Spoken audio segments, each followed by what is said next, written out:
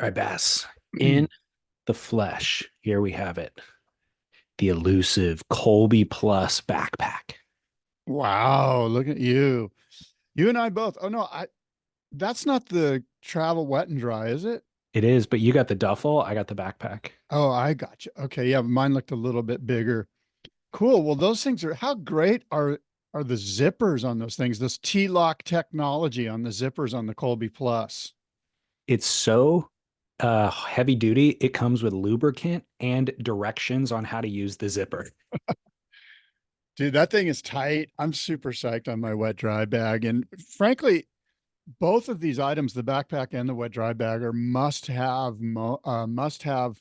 on your checklist when you're packing. These things are crucial for even day camps, land camps, obviously boat trips, but anytime you're getting in and out of a boat, Yeah. um, which is, or frankly, even if you're like, let's say you're at Chicama and you're just shooting photos, you're not ever getting into a boat. There's so much mist and so much salt water floating in the air that you want something to protect your gear, and Colby Plus has got you covered. So that High Zip is the name of the brand of zippers. They're German zippers, and they are the top of line zippers. Basically, if you're going to have like a super heavy duty pack of any sort, that's the zipper you want because they're entirely waterproof and airproof, or yeah, airtight.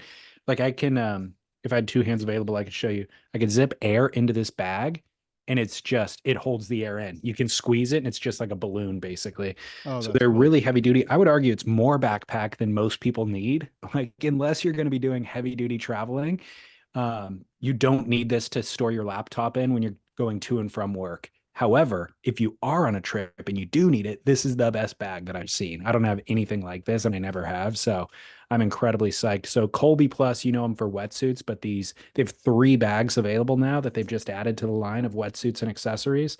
And you can get it at colbyplus.com. Check it out. Real Water Sports, Scott, doing a 4th of July sale for the weekend. This is a couple days early in advance, but it is available now for listeners to benefit from. Yeah, I was talking to somebody about Waves, North Carolina, a couple of days ago. We were discussing our trip that you and I had last year. And Real Water Sports is in Waves, North Carolina, and they're having a 4th of July sale. So do yourself a favor, go on to realwatersports.com, check out the 4th of July sale, save yourself some money. Yeah, I'll give you a quick rundown of some of the things that are on sale. Lost, their Glydra and their Hydra model are $200 off. The Paizel Gremlin model is $200 off. CJ Nelson surfboards, $385 off. Jerry Lopez mid lengths for $595. So smoking deals across the board. They also have fins and accessories and a bunch of other stuff on sale too. But they'll ship it to you anywhere in the world, and incredible customer service to help you navigate any questions you might have too. You can do it all, realwatersports.com. As we see some movement at the takeoff zone, it's Kelly Slater grabbing rail. Yeah, guy. Yeah, guy. Oh my, it's July 3rd. It's the day before July 4th, a big holiday here in the United States of America. And David, this is Spit. This is the Spit podcast. We talk all things surf here. And Scott Bass, David Lee Scales with you. Good morning, David. Good morning, Scott. How do you celebrate the 4th of July? I celebrate it. Usually I try to get in the water before the beaches get too crowded, get a little surf in. Then I hunker down here at home. I might have to medicate my dog and Yeah. just kind of like chill out and not go out into the mass hysteria that is the 4th of July. Do you barbecue? Do you No, cook? no, I don't barbecue. I'm against barbecuing in general. And as anti-American as that sounds, too effing bad. Because the other thing that's wonderful about America is I can have my own opinions about it. And I know that to cook meat correctly, you don't need a barbecue. What could you possibly have against barbecue, though? I don't have anything. Oh, this is what I have. Let me explain to you what I have against barbecuing. I have going outside, turning on the grill, getting all the briquettes created. Like I've got my kitchen. I don't want to change where all my shit is. I don't want to have to go outside, deal with the bugs, Gotcha. scraper. I guess I'm slothful, Gotcha. but I have I have a wonderful kitchen with all of my necessary utensils, a killer range, a killer cooktop, a killer oven. It's all right there. I've got a friggin', you know, I got it all. Gotcha. Yes, slothful. That qualifies as American as well. No, okay, I get it. I'm shocked that you even have the opportunity to surf in Orange County. It's melee from 5 o'clock on, 5 a.m. on. Like you, for any of the beaches that have parking lots, like the state parks lots, there's a queue of cars an hour before they open. So it's like it's not worth getting in that queue and waiting, trying to get through. And then for anywhere else where you just have neighborhood parking, same thing. It's like booked a mile in. You can't find a parking spot for a mile inland. So then you're going to hike it in. And then once you hike it in, it's like there's people already camped out at the beach at 7 a.m. It's just crowded. So even when the waves have been good on the 4th of July, I find myself not going.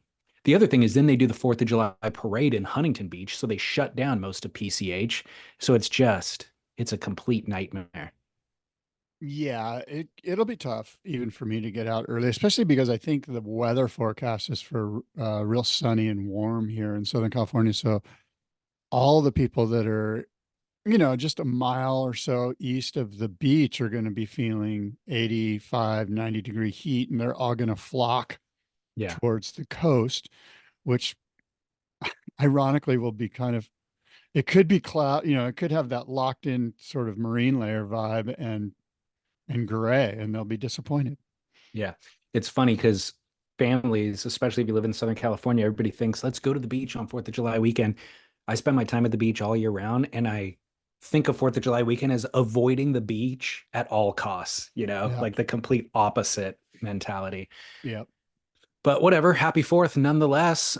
Independence Day in the US, so huge holiday. I think it's one of the like top three most popular holidays after Christmas and Halloween. Yeah, it's a good one. It's the day we became independent from the monarchy of King George. And so we celebrate that because we don't want the tyranny, we want the government to be by and for us. And so, yeah, let's all celebrate that. That's a wonderful thing that's an ideal to look forward to and to live to. Yep. I'm for it. And we get a few days off work. Woohoo. But not off I, podcasting because I'm friggin' there is working. surf I got news. a big day ahead of me today. I'm working. Boardroom show prep. Auction, California Gold Surf Auction prep. Oh, gotcha. Um, Anything you want to discuss as it relates to that? I've got so many. I've got some beautiful surfboards, just incredible. Joe Quigg, Matt Kivlin, Dale Velzy, Dick Brewer, Mike Diffenderfer, Pat Curren. I've got some incredible, and they're all beautiful wooden crafted, just next level mint boards that I got from a well-known collector that is selling his home and moving. And man, this guy has got the collection of all collections out of Newport Beach, and he's selling some of it, not all of it, but he's allowed me to cherry pick, and I picked some insane boards. I'm excited as all get out about these boards are so friggin' next level.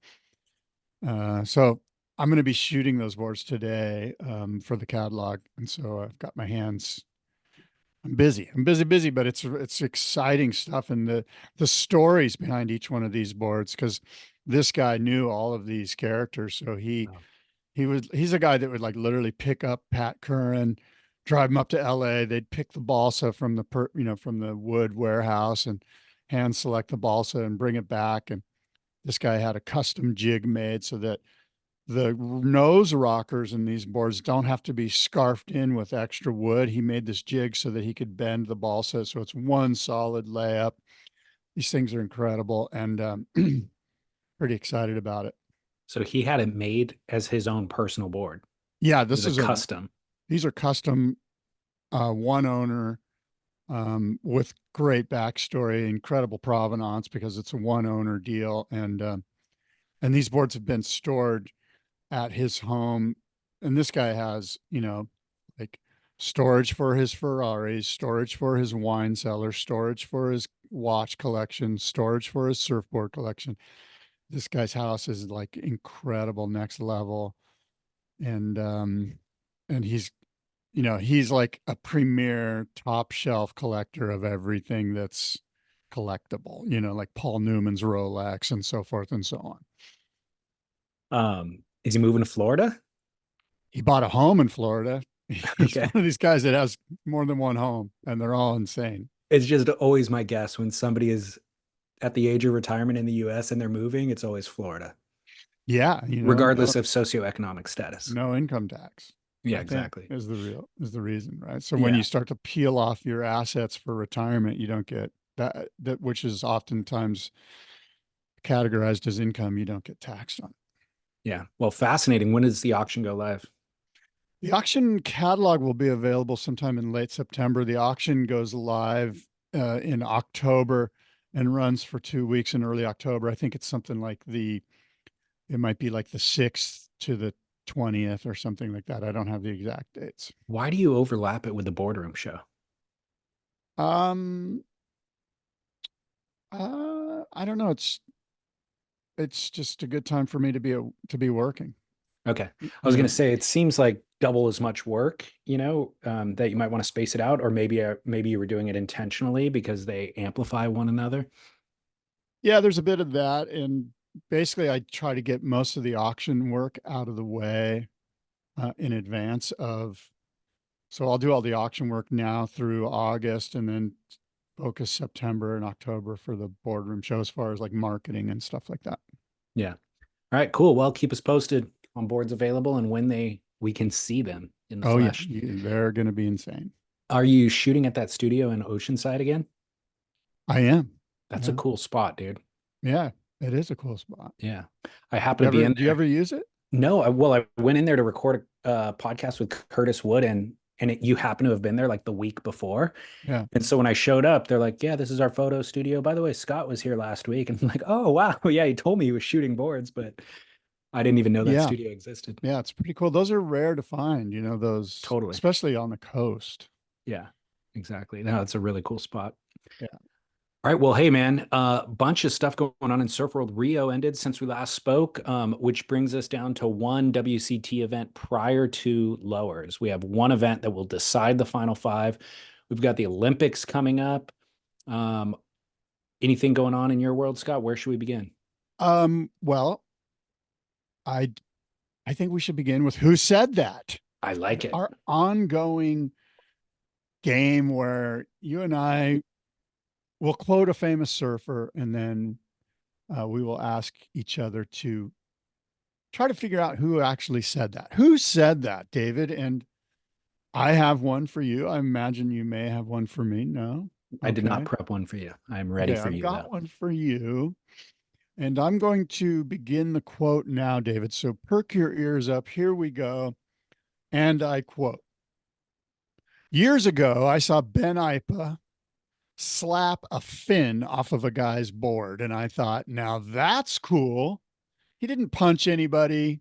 He got his aggression out and the guy had to leave the water. That just seemed really efficient. I can still remember the first fin I ever slapped off and how surprisingly easy it was.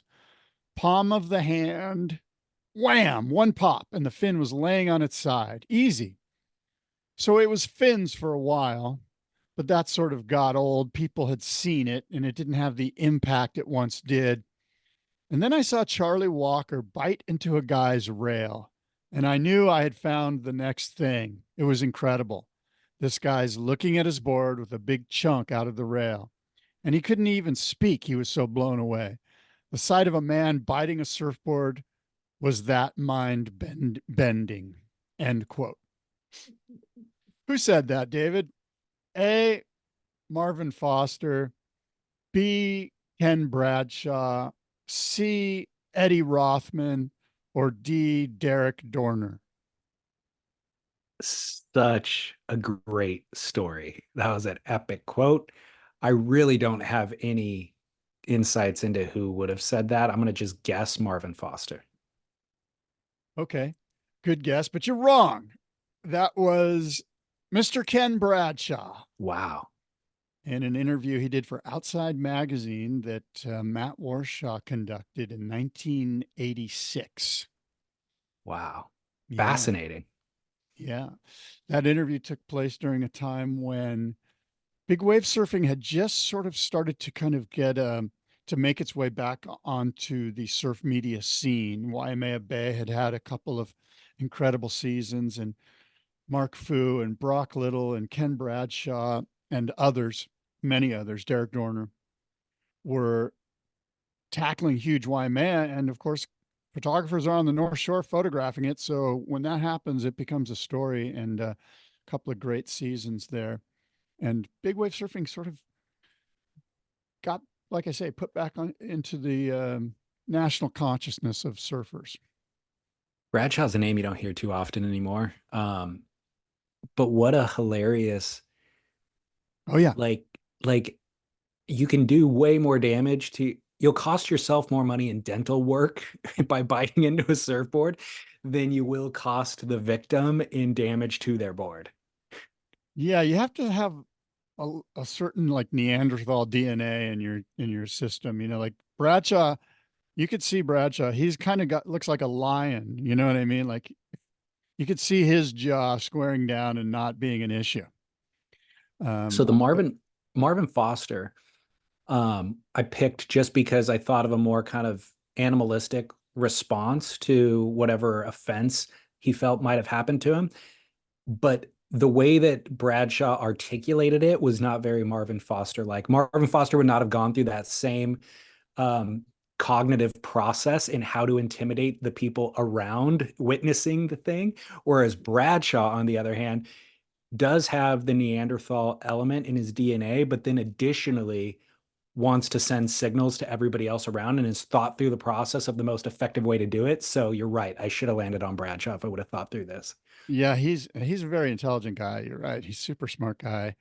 And do you know where Ken Bradshaw is originally from? Middle of America somewhere. I'm going to guess Wisconsin. Good guess. He's from Texas. Okay, that makes even more sense. Yeah, he's a Texan. We Okay, should well, we should do, you remember Chuck Norris jokes? yes. We should just replace Bradshaw's name. Ken Bradshaw doesn't do push-ups. He pushes the earth down, you know. You're right. This is a great replacement for Chuck Norris, Ken Bradshaw. Every time Ken Bradshaw listens to a song, Apple pays him 99 cents. Wow. Yeah, you got all your Ken Bradshaw jokes lined up. I've got a Buddhist joke for you. You ready for this? Can't wait. What did the Buddhist yell at the hot dog vendor? No idea. One with everything. Pretty good. Wow. Pretty Pretty good. good. Yeah, I can't even offend a Buddhist with that one. I thought there would be some victim in this joke, but nope. They could laugh. Speaking of jokes, Saturday Night Live. Do you know about this story? Colin Jost? Colin Jost. I just learned about this story. I did too. I learned about it yesterday. Saturday Night Live star and apparently avid surfer in quotes, Colin Jost will join Joe Turpel and Mike Parsons for the live broadcast from Chopu, Tahiti for the NBC broadcast of the 2024 Paris Olympics. NBC, David, is bringing in some outside help, someone recognizable, relatable to the non-surfing viewers to walk them through the broadcast. And they've tapped Mr. Jost, a comedian famous for his role on Weekend Update from Saturday Night Live. Apparently a best-selling author. I think a lot of people are best-selling authors these days. And also, perhaps most importantly, Scarlett Johansson's husband. What are your thoughts? First of all, this story, what sticks out to me is Joe Turpel and Mike Parsons together for this broadcast. Because you and I, hardcore surfers, we're looking at it like, okay, both super good broadcasters, both certainly Joe able to keep the commentary rolling and the storyline rolling and keep the airtime filled, which is often downtime. What are your thoughts on Colin Jost, Joe Trappell, and Mike Parsons together? Um, I was kind of flummoxed by Colin Jost being involved in this. I didn't even know who he was, to be honest. I knew of his name, but that was about it. And if you Google images of him surfing, he does not look like an avid surfer to me. He looks like he went to Costa Rica on one 2 week surf trip and learned how to stand on a board in a very awkward manner. And that's the extent of his surfing ability, but it's all good. Doesn't mean you can't comment on surf. Probably a big fan of surfing. And so probably has, and, is funny. So I think that's 90% of the battle. Apparently he's going to be on site in Tahiti, and then Turpel and Snips are actually going to be in Connecticut in a booth, just viewing it remotely. So if Colin's just kind of providing color in the play-by-play or color, on site, then I think that's fine. Joe and Mike can offer the actual insights into what's going on technically. So I'm fine with it. Yeah, it's interesting because, so I guess you're saying, hey, if you're a producer, you're saying, hey, let's bring some comedic relief to this somehow. Let's tap a comedian to be on site and to make us laugh. And um, I'm kind of like, why? Like, Yeah. why wouldn't you do that for like climbing or, some other random Olympic sport? Like, why do we need comedy?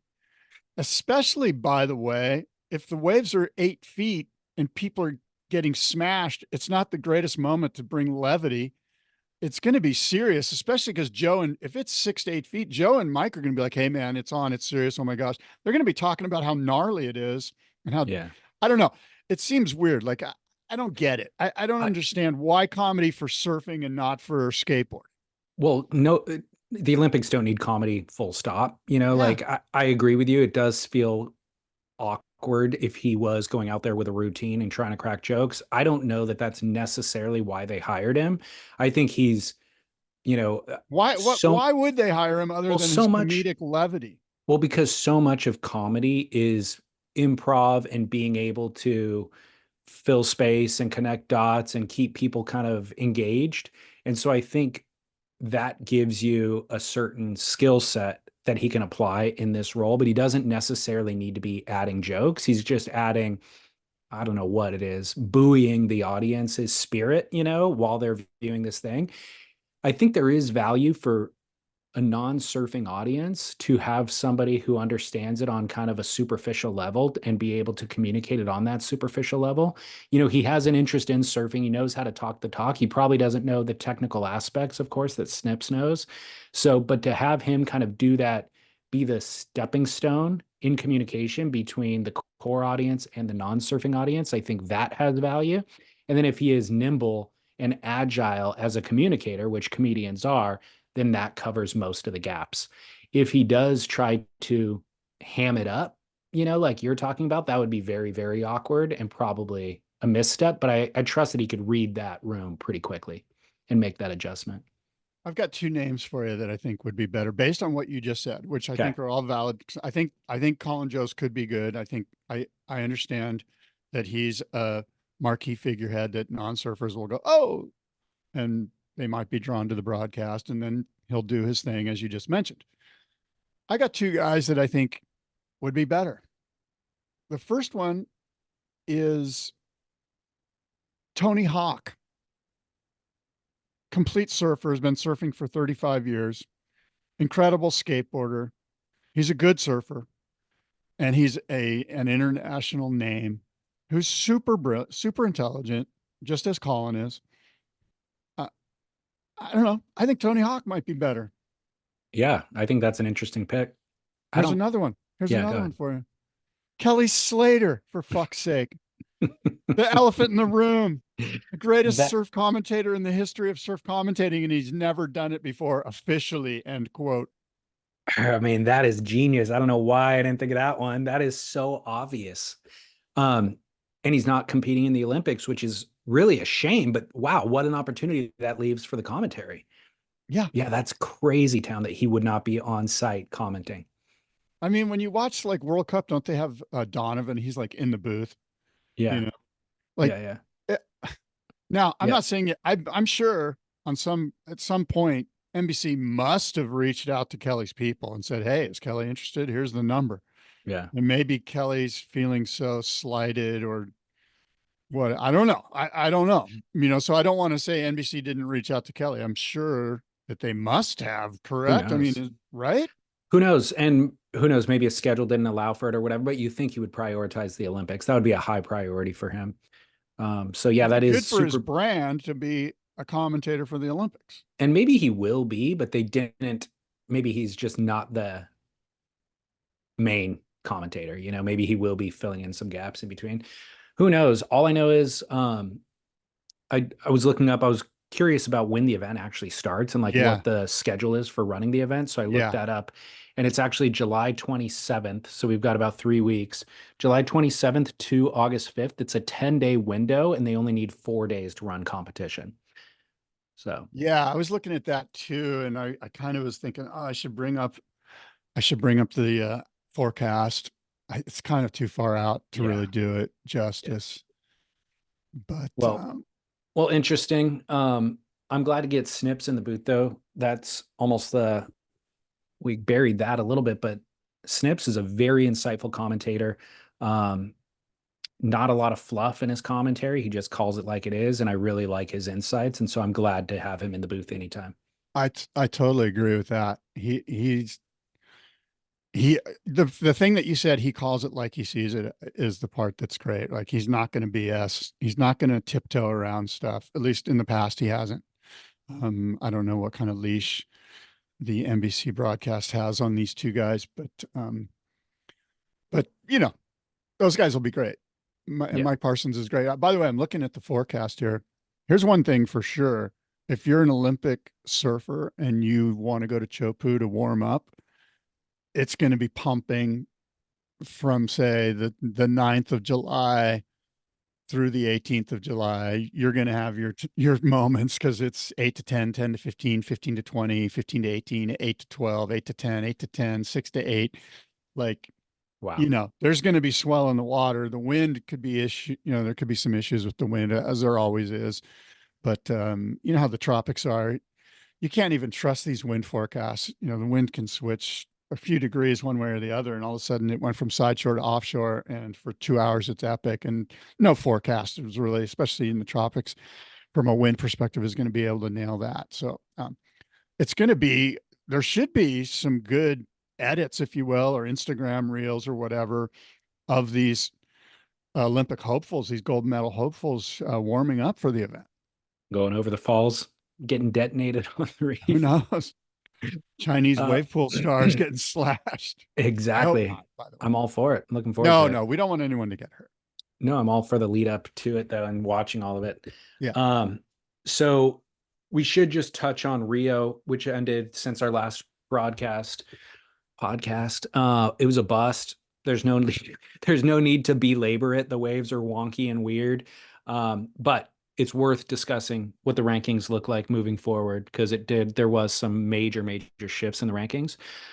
One thing I will talk about though, in regard to the event itself, that I had kind of an epiphany. We always talk about this disconnect of what the commentators are witnessing in real time on site versus what we're seeing as the viewing audience, and maybe it is related to a score, where they're like, no, in person, that looks sick. And we're like, well, everybody on the internet, which is 99.99% of your audience, saw it the exact opposite way. So whatever you got caught up in on the beach almost is irrelevant because you want to relate to the audience. Well, as it relates to that, one of the primary talking points whenever they talk about Rio and the event is the crowds and the fandom. It's like, mention Rio, oh, the crowds, it's so exciting, you can feel the energy. That is not a selling point. But the epiphany that I had is ask any surfer who's ever stood on a surfboard and ask them how they feel about crowds. They will tell you it's the opposite of what they want. So for the WSL to hype the event because of the crowds is a total, opposite of what they should be doing. I pulled up the WSL's website just to look at, the rankings and all that sort of stuff. And it was auto playing the replay of the event, like the highlight reel on the main page. And it looked like exactly what is the most, detestable parts about surfing. Like they just showed tons of people screaming like, oh, like right in the shoreline. I'm like, this is not a flattering look for a WSL event. This is not what you want to be doing. But it is what Rio is all about. So that was my epiphany from watching. Yeah, it's funny. I did during the broadcast, I was noticing the crowds, of course, and their mention of the crowds. And my thing was, how much does the crowd affect the judges, the objectivity of the judges? Because that's certainly an event where the crowd's roaring, they're into their Brazilian hometown fans, as they should be. And what does that look like from, like I say, how are the judges affected by that? I think if it's within, let's say, half a point, it does affect. I totally agree. Yeah, Totally but agree. It has to. there's moments where, it's definitive that John got the score over Gabriel Medina, for example. I think it was a quarterfinal heat. And so they're not going to be swayed by that. But if it comes down to kind of like, who knows, then certainly the energy and the influence of the crowd would play a factor, I think. So check this out. When we were going into Tahiti right after the cut, Yago Dora was the final surfer who made the cut. He was number 22. He is now in 6th. He got a 5th and a 2 seconds in the last 3 events. And to be perfectly honest, I feel like his style of surfing could win lowers. He went from barely made the cut to potential world title shot in 3 events. I totally agree. I mean, in many ways, the final event before the final event is more exciting than the final event. Like who gets into the final 5 is more exciting than the actual final 5, or as exciting. Let's give it that. Let's just say it's right now it's equally as exciting. Well, because of the venue itself. Like if the final event was Rio, I'd be really writing the whole thing off, to a lot of chance and a lot of circumstance of but Cloudbreak provides a very legitimate playing field. And it really does. You really have to look at the surfers themselves and how they fit that venue. And to be perfectly honest, Italo is somebody who you just feel like doesn't have a lot of hiccups in his game. He's pretty. However, I feel like Cloudbreak probably doesn't suit him as well as it suits almost all the other surfers because his style of surfing it's too hyper. Yeah. It's like he's such an incredible surfer. However, he's so hyperactive and he's just looking to do a turn all the time or an air. And Cloudbreak is the opposite of that. Like you really need to draw things out. And so I find somebody as talented as Italo is going into Cloudbreak, he's looking vulnerable to me. Yeah, I agree that when you look at the rankings, it's fascinating. And you're right, Italo's surfing, it could be, as you have just stated, it could be argued that it doesn't necessarily fit Cloudbreak. Well, with Yago as the counterpoint, where Yago has these long, drawn out, stylish lines. Yeah. Like you put both of them on a wave, and I'd rather watch Yago at Cloudbreak for sure. Yeah. And then not to mention you have Gabriel Medina sitting right outside the cut. So I'll just read the rankings real quick. John in 1st, Griffin in 2nd, Jack Robinson in 3rd, Italo in 4th, Ethan in 5th, Yago in 6th, Jordy in 7th, Gabriel in 8th.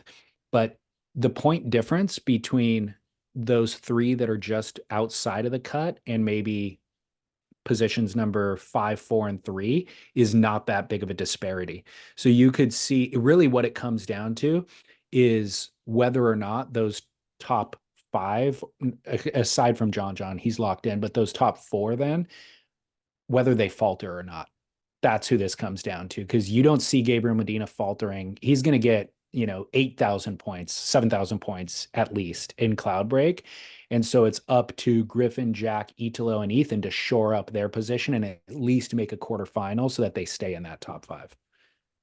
Yeah, it really is interesting, isn't it? As we look here, I mean, a full long shot is Crosby Colapinto and Griffin Colapinto could be in the finals at lowers together. I don't have enough data on Crosby to assess how he's going to do at Cloudbreak. I don't either.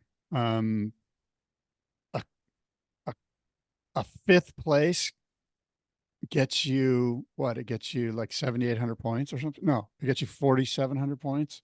Anyway, I don't want to be bore the listeners with machinations right now, but it's not without the realm. It's a long shot, but not outside the realm of possibility for Crosby Colapinto to have let's say semifinals or better and sneak into the top five. Of course, that would mean some of those other guys above him would have to falter pretty bad. But and beyond that, I mean, Gabe Medina, all of the I guess my question is, who has more pressure, Idolo and Ethan Ewing, or Yago, Jordy, and Gabriel, who are below the cut?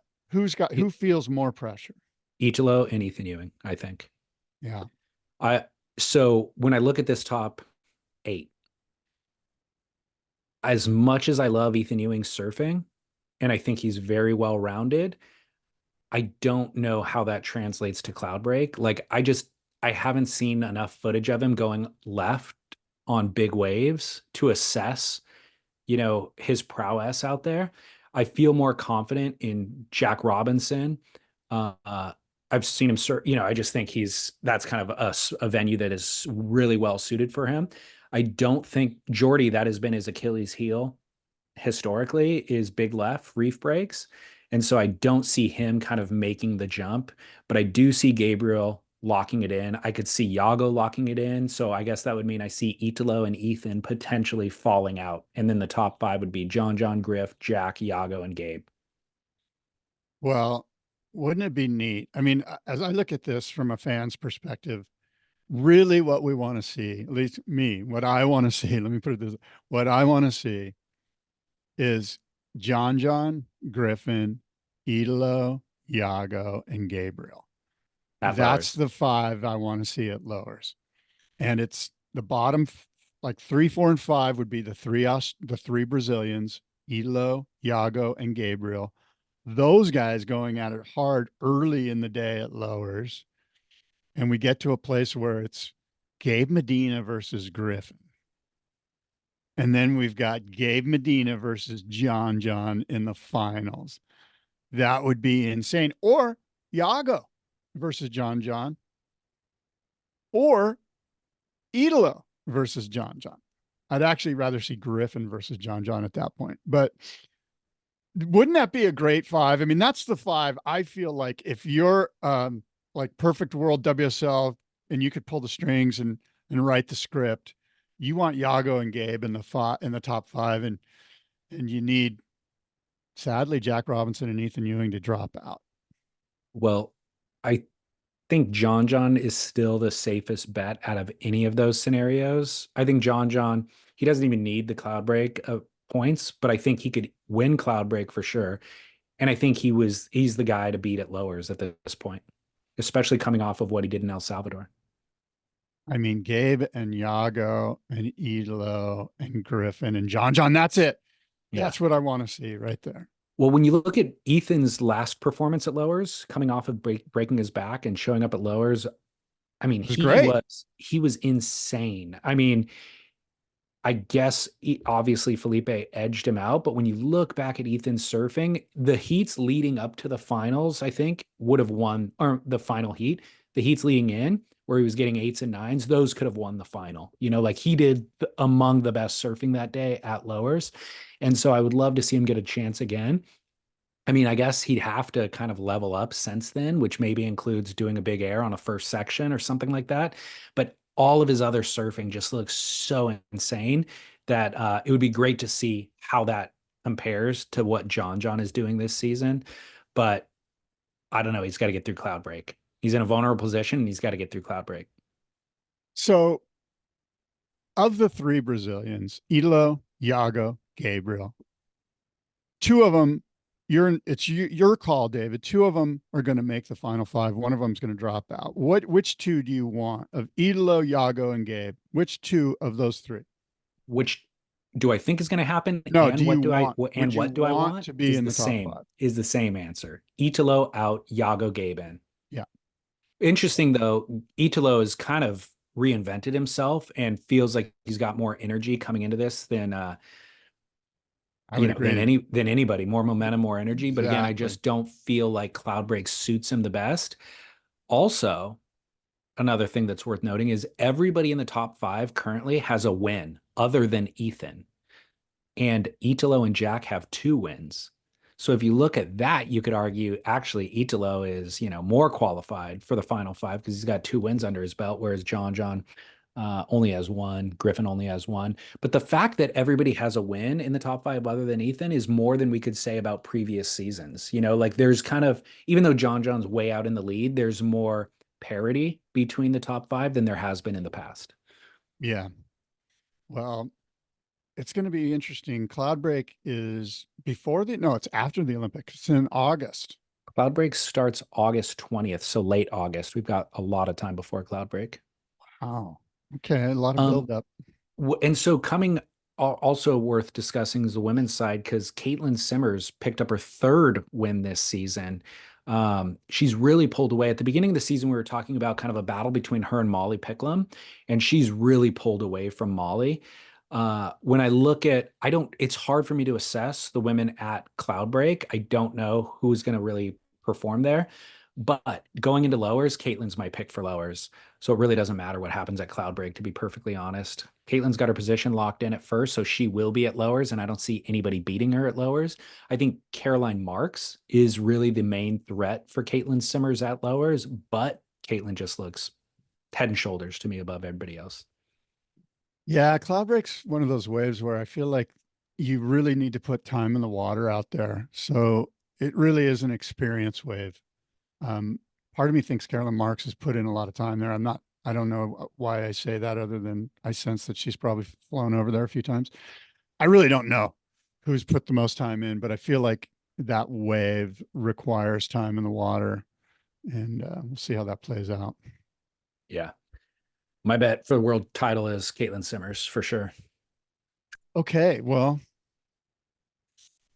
we'll see what happens. It'd be nice if Tatiana Weston Webb somehow scraped in there, but I mean, you look at all of these surfers, pretty incredible surfers, these girls. Anyway. Yeah. Rocketmoney.com/surf. Just this week, my wife figured out she was paying a subscription for Showtime, but then also paying for Paramount Plus, which includes Showtime for free. That's precisely what Rocket Money was designed for. A modern tool that meticulously tracks the details that we easily get distracted from. It's a finance app that finds and cancels your unwanted subscriptions, monitors your monthly spending, and helps you lower your bills. It gives you freedom by helping you see your subscriptions in a simple dashboard and alerts you about hidden fees or increases. Rocket Money has over 5 million users and has helped save its members an average of $720 a year with over $500 million in canceled subscriptions.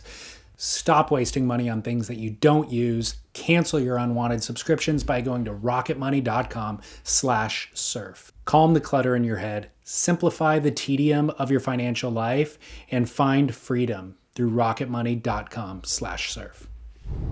Well, I don't know if you had an opportunity to watch it, but my must-see moment presented by Treeswax, the only petroleum-free surf wax, treeswax.com, must-see moment is Place of Thorns, the story of Puerto Escondido.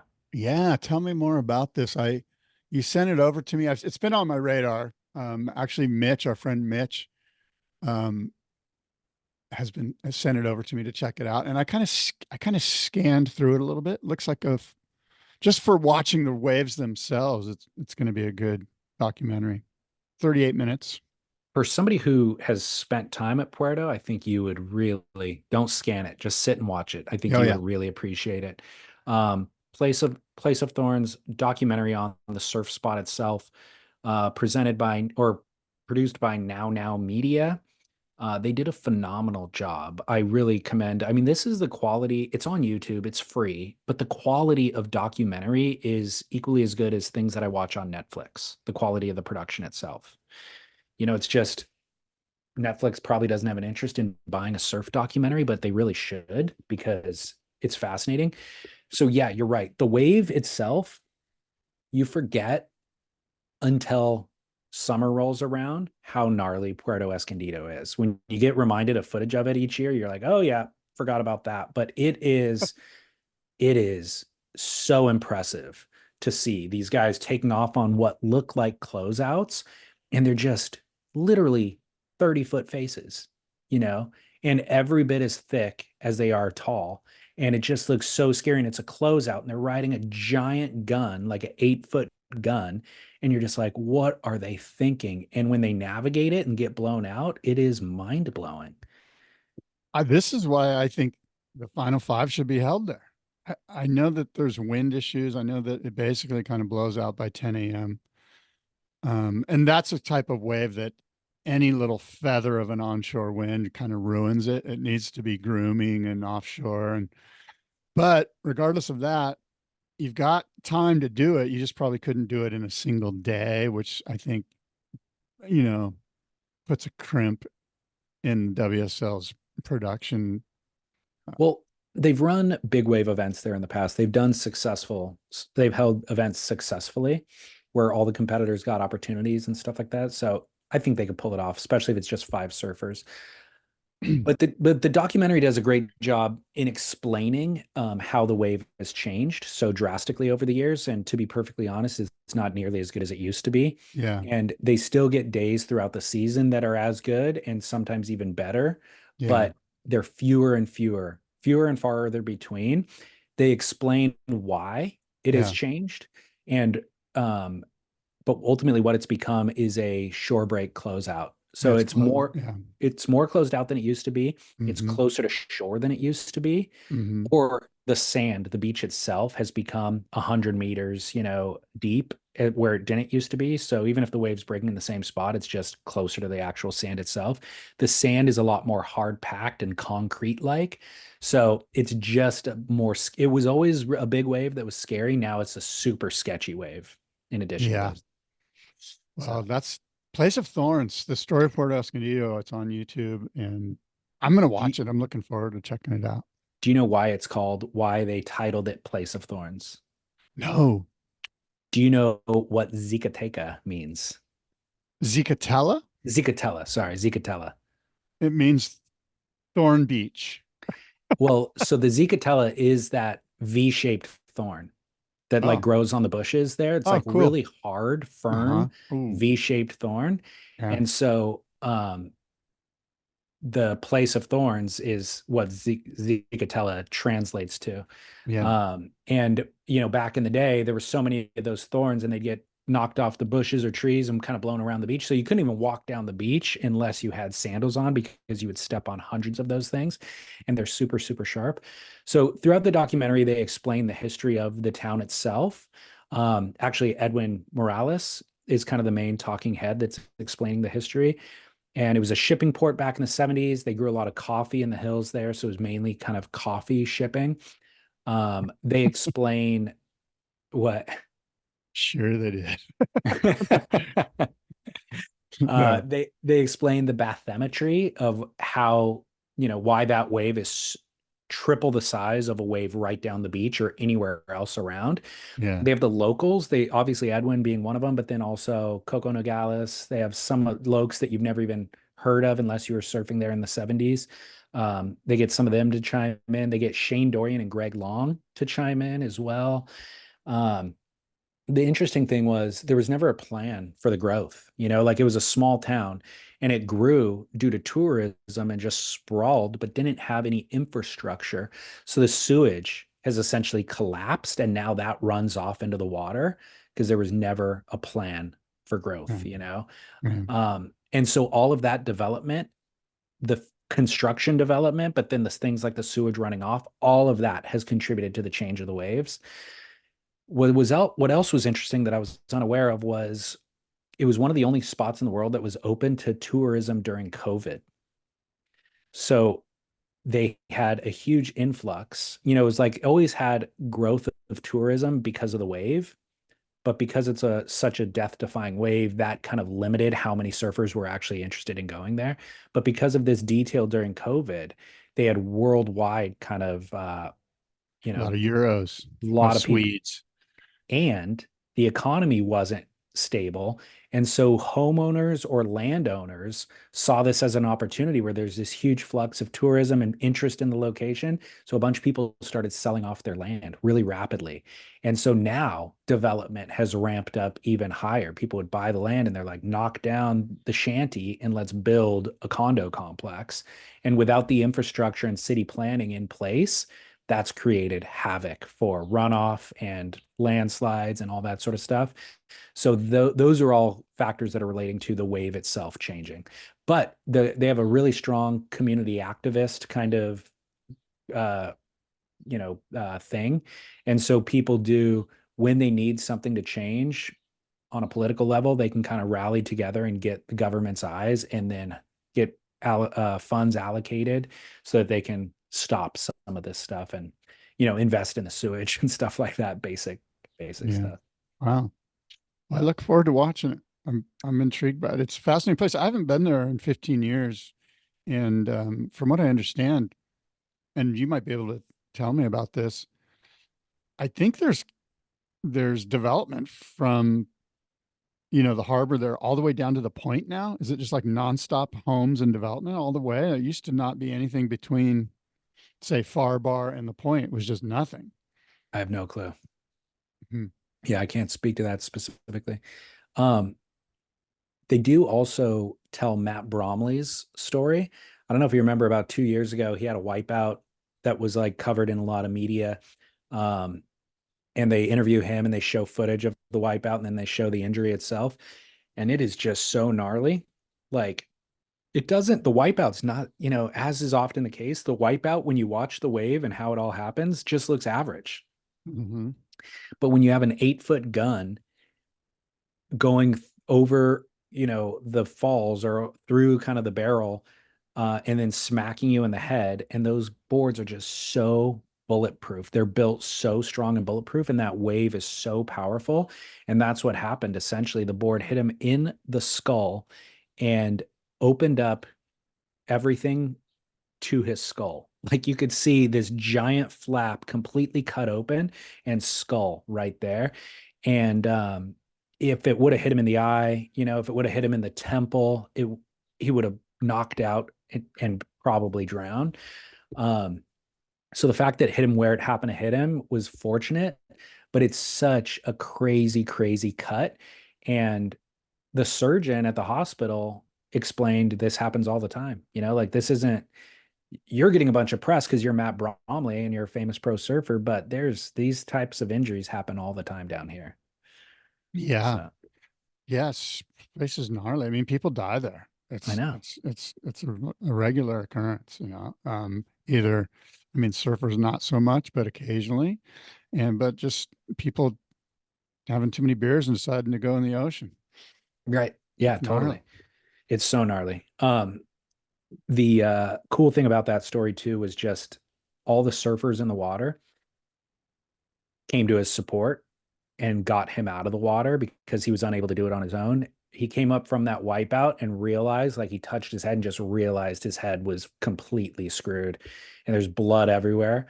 And there was an 8-foot wave about to land on him. So he just ditched his board, dove under, came up from that, and he was in a rip. And those rips, they show footage of it. It is just complete chaos, water move. He's like, I could see the beach right there. There's no way I was getting to it. Whether I had the injury or not, there was no way I was getting to the beach right there.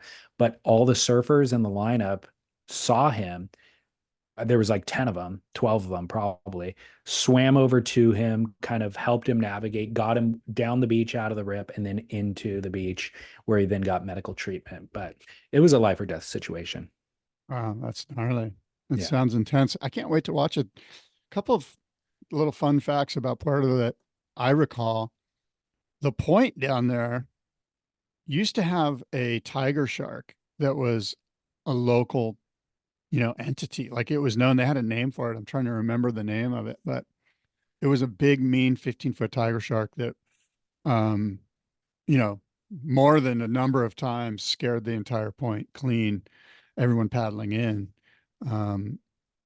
And I also, I rode a turtle once out there. I went fishing. I went deep sea fishing right out off, you leave the harbor and you just go straight out. And the fisherman's like, hey, there's these turtles, big turtles. He's like, jump off and hold on. By the way, I'm sure that this is not kosher in 2024. The year was 1997. It probably wasn't kosher then either. But I'm like, okay. And I jump off, got on the turtle's back, and the turtle just boom, just beelined it down to the bottom. I'm just holding on to this back of this thing, and it's taking me down. I'm like, oh my God. I had to let go and swim up. But those are my two little anecdotes about Puerto for you. That is And so I've almost died there. By the way, I almost died there. from wiping out. Yeah. There's a moments over the years where you say something completely different than I thought that you were going to say. And when you finish the tiger shark story and quickly turned right into, oh, and I wrote a turtle out there. Just telling you the two things that this little feeble mind remembered. I mean, those are memorable things. I would remember those Yeah. things too. I just did not anticipate that would be the next sentence out of your mouth. I wrote a Yeah. turtle down there. Yeah. Not a lot of people who can even say that sentence. I barely spit it out, to be honest with you. Well, I But don't mean because it's difficult to get out. I mean, Oh, because I they thought you can't meant say it honestly. putting the syllables and consonants together. No. Okay. What was your wipeout near death story? It was so back then, well, like I always do, I wake up super early at dark and I would be the first one in the water.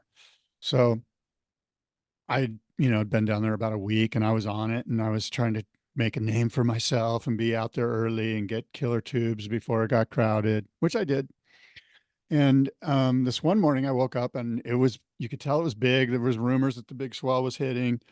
And I grabbed my 7.6, which was my shortboard, and paddled out at dark. There was a little bit of onshore wind. I was like, and I get out there and it's light comes out and it's huge and it's gross. It's south wind, it's onshore.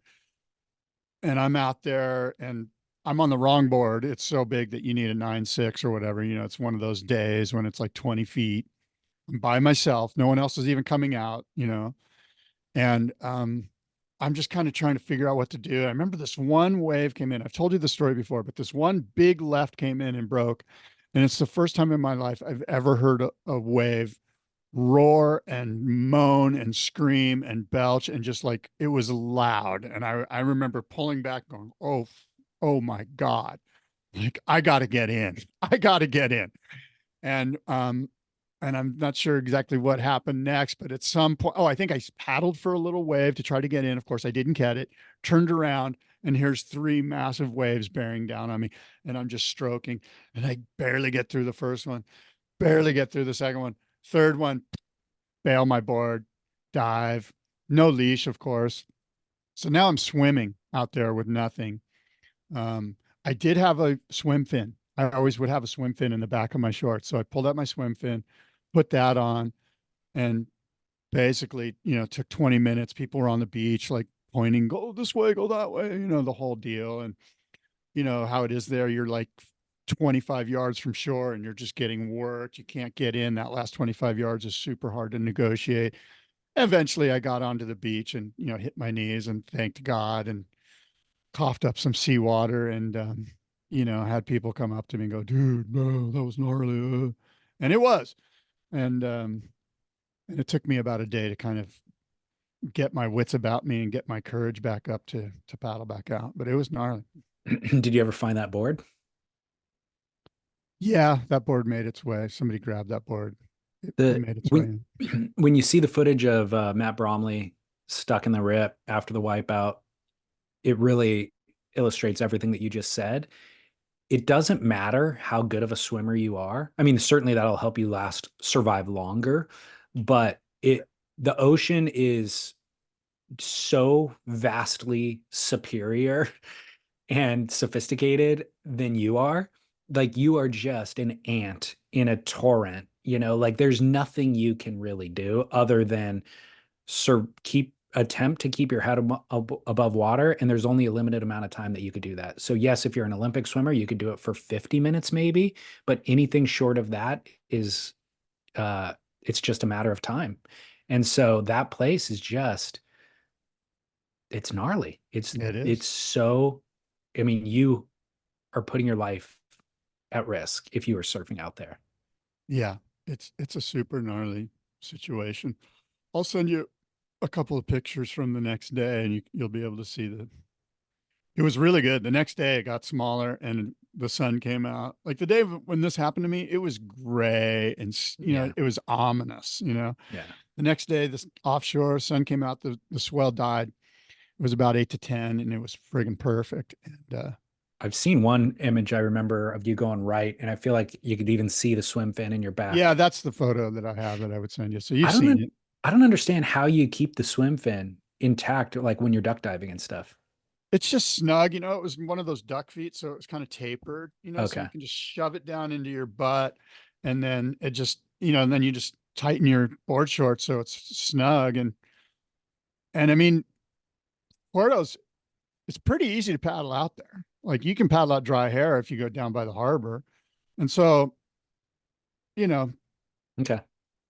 Puerto is a lot about making waves, like, and basically without a leash, if you take off and you don't make the wave and you fall, you immediately just reach for the fin, make sure you got it in your hand, you get rattled. And then once you come up, you put it on and swim into the beach, grab your board and shove it back down in your pants and paddle back out.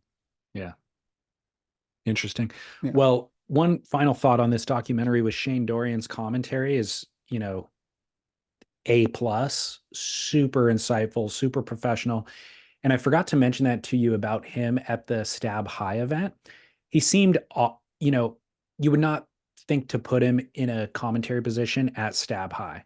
However, he is so astute. He understood every grab, every rotation. He was up to date on what's what. And obviously, I think it's because he's so dialed in with his kid's career, and his kid, Jackson, is doing those rotations and grabs. So Shane understands it.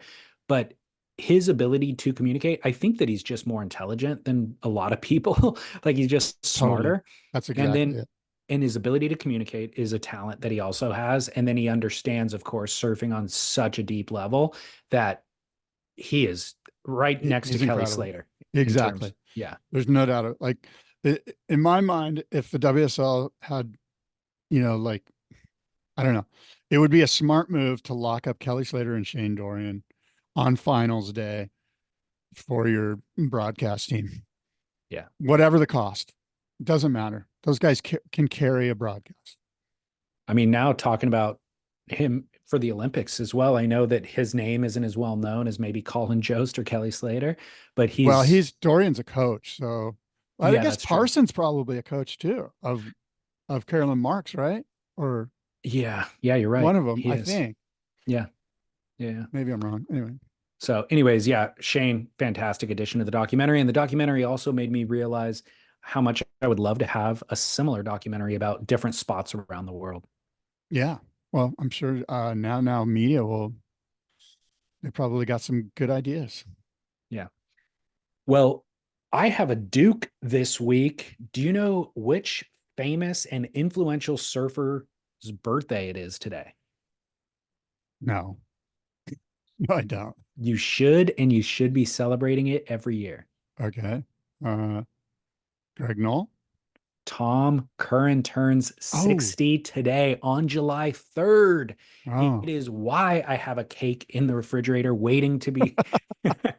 No, I don't actually. Good for But you. it's Tom Curren's 60th birthday today, which makes me think about 3 years ago, I said, now is the era of the 50-year-old surfer because Kelly Slater's win.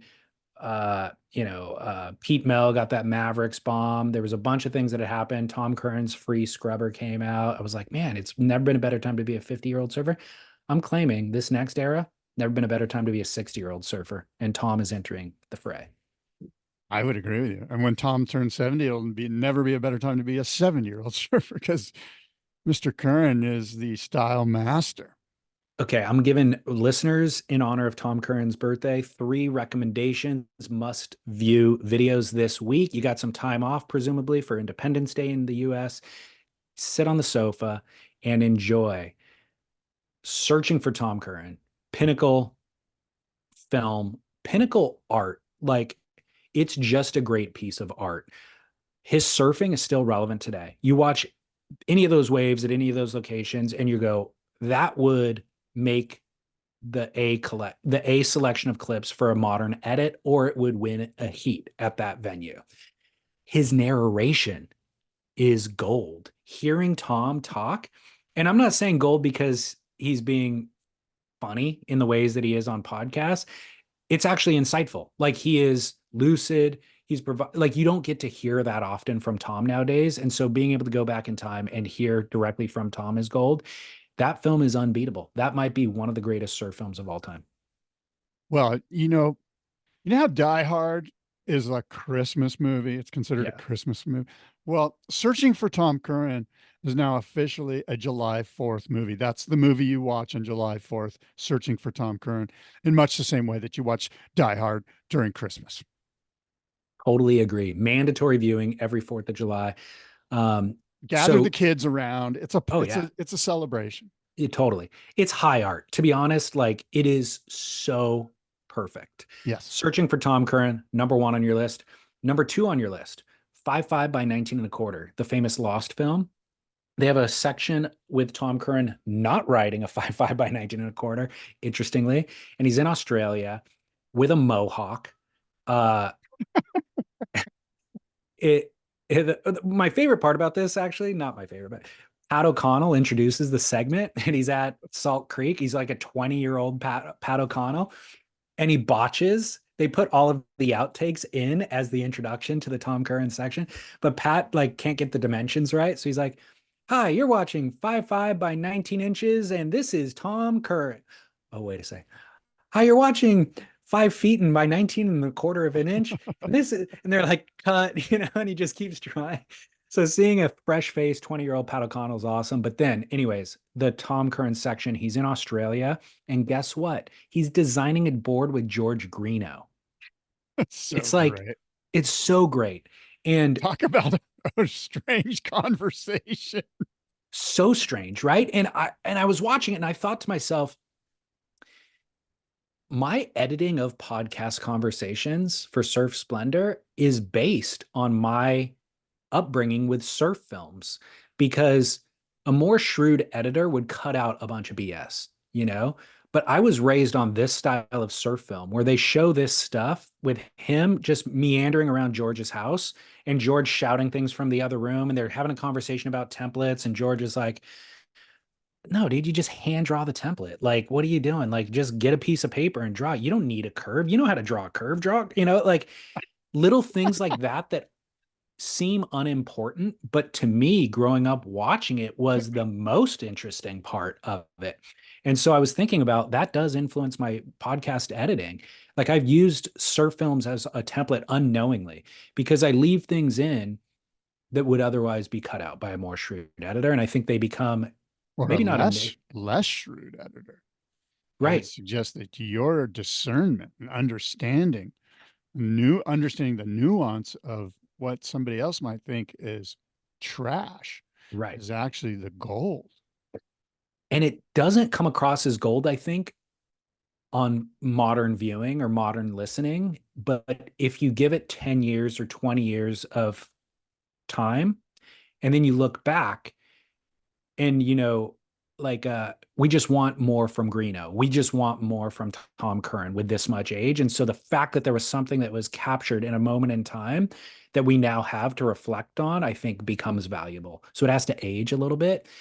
Anyways, Tom Curren working out a template design with Greeno, then shaping the board. They show him in the shaping bay and he cuts the outline, shapes this board, and then he rides it at Kira, with Kira being like drained out and waist high. And like, I mean, it is absolute gold. It is peak surf cinema.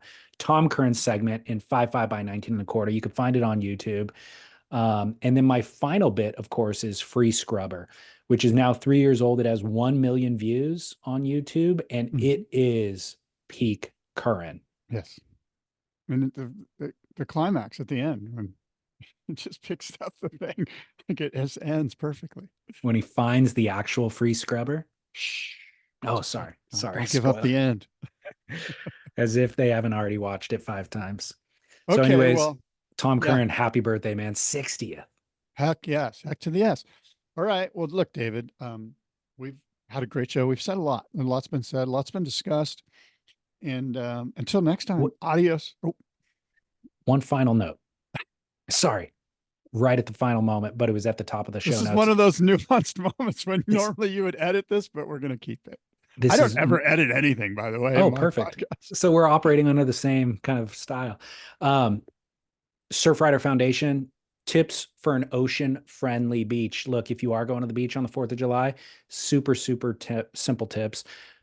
Choose to reuse. Bring recycled or reusable foodware and drinkware instead of single-use plastics.